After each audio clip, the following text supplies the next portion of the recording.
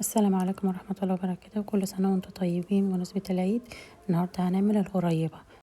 مقاديرها 4 2 1، يعني 4 دقيق 2 سمنة و1 سكر. أنا هنا هضاعف المقادير بس دي بالكوبايات القليلة، اعملي زي ما انت عايزة.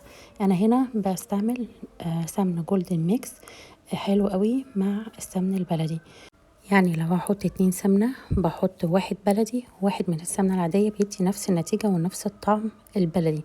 ومعايا هنا أنا مضاعفة المقادير، عاملة 6 3 1 ونص سكر، يعني 6 دقيق 3 سمن 1 ونص سكر. هحط السمنة على الدقيق وهضرب بالمضرب لغاية لما يبقى معايا لونه كريمي خالص.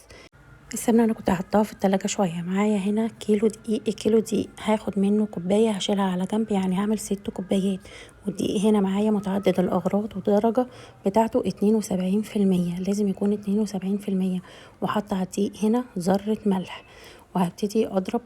خلي بالكم ان انا حطيت بطرف المعلقه فانيليا، في مش بيحطوا فانيليا، لا احط لها ذره بسيطه خالص وما تكتريش منها عشان ما تمررش.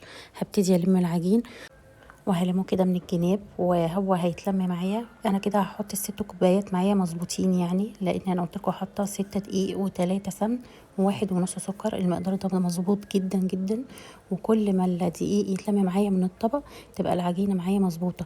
وخدوا بالكم ان انا هحطها في التلاجة نص ساعه ترتاح. بعد العجن ده كله اللي فيها لازم ترتاح، لازم الغريبة ترتاح. كده لميت العجينة زي ما انتوا شايفين، كل ما بتلم معايا من الطبق والطبق ينضف يبقى العجينة كده تمام ومقدارها مظبوطة. انا كل واحد الدقيق على حسب، ممكن الدقيق ياخد كله وممكن ما ياخدش كل الكوبايات، لكن كده ال6 كوبايات مظبوطين معايا بقى على المقادير ديت. وكده خلاص الغريبة خلصت معايا. وزي ما قلت لكم انا هحطها في التلاجة نص ساعة، ولازم اعمل الغريبة اختبار في الفرن عشان اشوفها هتفرد معايا هتنفش نظامها يعني في الصينيه. فبحط 1 كده في الصينيه، وطبعا مولعه الفرن ومهديه عليه، واشوف درجه الحراره هتظبط معايا الصينيه دي ازاي، وعلى اساسها هبتدي اخبز بقيه الحاجه. وطبعا فرن كل واحد غير التاني. فانتي الغريبه دي طالما اتحطت في الفرن ما تقوميش من قدامها، ما تقوميش من قدامها، عشان احنا عايزينها فاتحه ما تغمقش مننا. فهنجرب الصينيه ديت وهشوف. هي بصوا طلعت كده مظبوطه معايا، مش عايزه اي حاجه ولا بتلزق اي حاجه. وطبعا ما ينفعش تشيلي اي حاجه من الصينيه وهي سخنه، لما تبرد. طلعت معايا كده ناعمه مظبوطه. هبتدي اعمل باقي الصاجين التانيين واخلصهم. انا كده الصاجات كلها خلصت معايا، وهبتدي احط في الفرن. كده طلعوا معايا هنا 4 وفي 2 كمان في الفرن. وعرفت ان درجة الحرارة هنا بتكون معايا متوسطة، وبرده ما تقوميش من قدام الفرن مهما كان، علشان دي ما بتاخدش سوا خالص.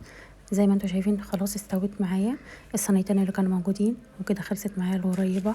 واستنوني في بقية الفيديوهات. وسهلة خالص وبسيطة زي ما قلت لكم، 4 دقيق 2 سكر 1 سمن.